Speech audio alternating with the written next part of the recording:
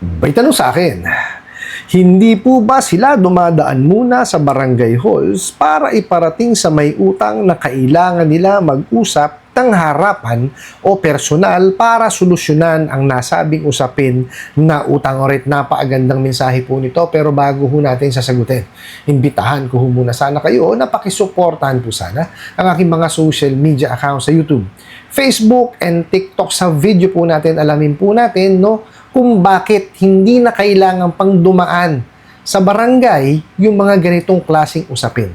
Pero bago ho yan, disclaimer po muna, hindi po ako abogado. Ako po'y maniningil.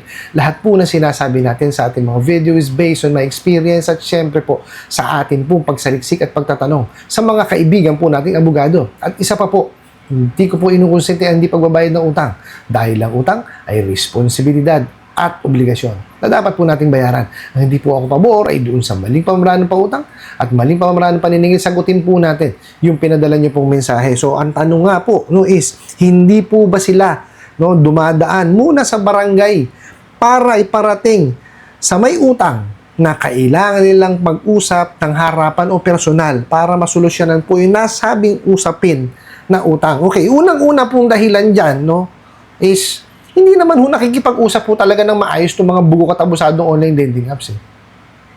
Tingnan nyo po Let's say for example po, nalaman ninyong 7 araw, yung inyong termino. Okay? Ang gagawin po niya mga bugok na yan, 5 araw pa lamang po, maniningil na yan. Hindi ho nag-aabiso naniningil. Okay? Pwede naman mag-early advice. There's no problem with that. Karapatan po nila yon. And even yung maningil, karapatan po nila yun Okay? Pero ang paniningil po is pag talagang hindi pa nakapagbayad. Okay, wala pa hong due date Di po ba? Pero mo 7 araw na lamang po, yung termino. Tapos 5 araw, maniningil na. Ang masaklap doon, is hindi tamang paniningil. Biruin nyo. Pag tinawagan yung kliyente, ano gagawin? Sisigawan kagad. Mumurahin. Hindi nga nagpapakilala Hindi nga sinasabi kung anong kumpanya Ganyan kawawalang yayang mga yan. Tapos, hindi na dun matatapos yun. Pati yung mga nasa contact list nung kliyente nila, hindi contact reference contact list po ito. Yung ninakaw nila. Pati yun tatawagan, sasabihin, kasama siya dun sa sa nangutang. Siya sisingilin. Di ba? Tama ba yun? Sa tingin nyo, nakikipag-usap ng maayos? Di ba hindi? Tsaka, eto po, meron kasing may mga legal na basihan kung bakit po hindi na talaga po dumadaan yan ng barangay. Yung una po, okay, ayon po sa RA 7160, yung Local Government Code of 1991, ang limit po ng mga lupon po natin, ang authority nila is yung mga dispute sa mga individuals na nasasako po ng iisang city or ng iisang municipality. Doon lamang po ang kanilang limit. So, ibig sabihin, pagka yan usaping mga kumpanya or juridical entity, hindi na po nila sakop yan. Okay? Out of authority na nila yon. Maliwanag po yun doon. Now, doon sa pangalawa po, yung Supreme Court Administrative Rule po natin or circular, yung 14-93, inilista po doon, yung mga complaints by or organization or corporations, hindi na po sakop pa ng barangay. Ibig sabihin po, pagka po ang nagko-complain is mga organisasyon, korporasyon, partnership, or let's say juridical entity po, hindi na ho dadaan pa sa barangay. Napakaliwanag po doon. Sa pangatlo po, yung Katarungang Pambarangay Rule, yung Rule 6, Section 1, states that only individuals shall be parties to barangay conciliation proceedings. So, wala akong sinabi doon kasi nakasama yung mga korporasyon, mga kumpanya, or juridical entity. Okay? Pang-apat po, okay? Ayon po sa revised rule of procedure for small claims cases, pagka po yan mga kumpanya or juridical entity, pwede na po silang dumiretso sa small claims court kahit wala na po silang certificate to file action. So, ang liwanag po, di ba, na sinasabi po ng ating batas na hindi na kailangan pang dumaan pa ng barangay, no, nitong mga bugok at abusadong online lending apps. Kasi unang-una, hindi naman nakikipag-usap talaga ng maayos.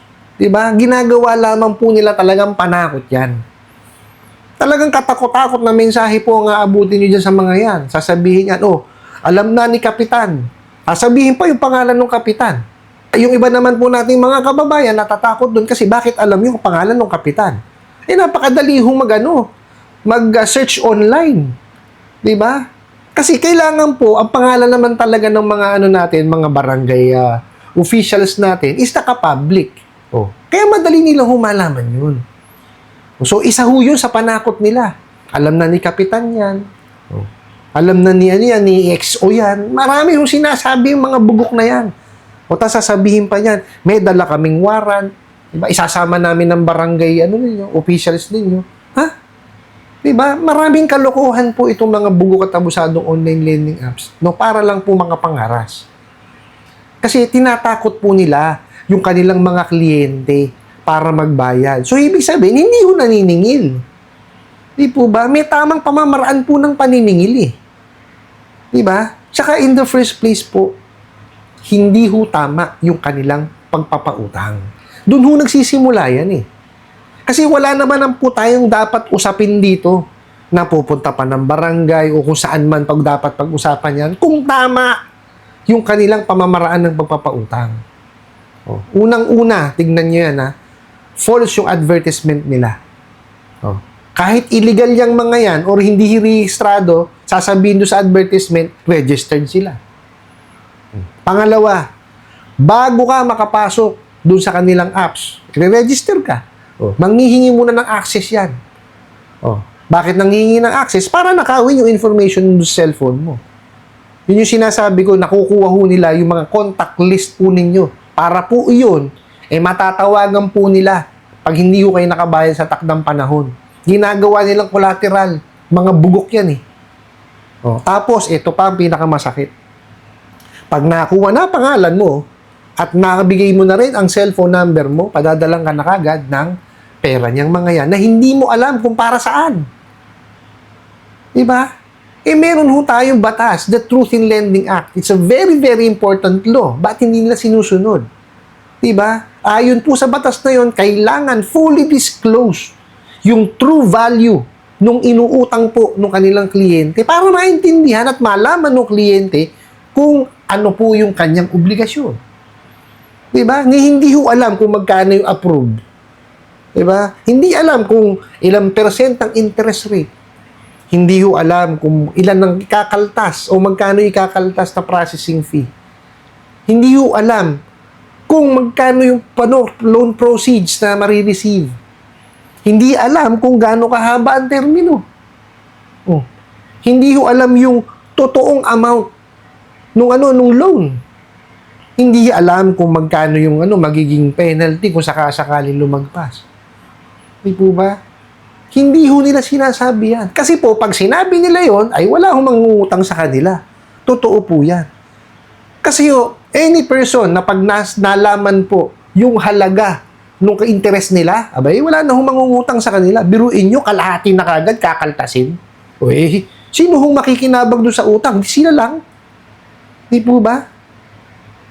Ganyan ho, kasuswitik yung mga yan. Kaya ho ayaw nilang ipaalam doon sa individual o sa kanilang mga kliyente yung true value ng loan. Diba? Napakahalaga ho ng the truth in lending. Kung pupunta ho kayo ng bangko, nakakwadro pa ho yun. So, ganun ka-importante yung batas na yun, which is itong mga bugo katapusan ng online lending apps, ayaw sundin. Diba matitigas ang ulo? Tapos pag-uusapan pa sa barangay, hindi nga nakikipag-usap sa ng maayos. Di ho ba? Hindi ho pupunta ng barangay ang mga yan. Kahit sabihin natin na pinapayagan sa barangay yan, hindi ho tutungtong ng barangay ang mga bugo katapusadong online lending apps na yan. Lalo na yung mga illegal. Naku po. Mahuhuli sila kagad. Malalaman kung saan sila nag-uopisina. Kung pupunta sila ng barangay. Di po ba? Hindi ho papatol yan sa mga ganyan. Gagawin ho nilang panakot, pero hindi yan pupunta ng barangay. Kasi unang-una, biruin mo sa telepono pa lang ayaw na makipag-usap. Bakit? Kasi hindi marunong maningil eh. Di po ba? Kasi kung marunong talaga maningil yan, ay wala ho tayong usapin ganito. Hindi nga ho nagpapakilala. Di ba? Yung kanilang mga ahente. At hindi rin ho sinasabi kung anong ola sila. Kasi nga, puro pangwawalang niya ang ginagawa. Di ba? Kung babaguhin lang ho nila yung style nila, ayusin nila yung pagpapautang at ayusin nila yung paniningil, ay maayos ho tayo rito. Wala ho tayong pag-uusapan.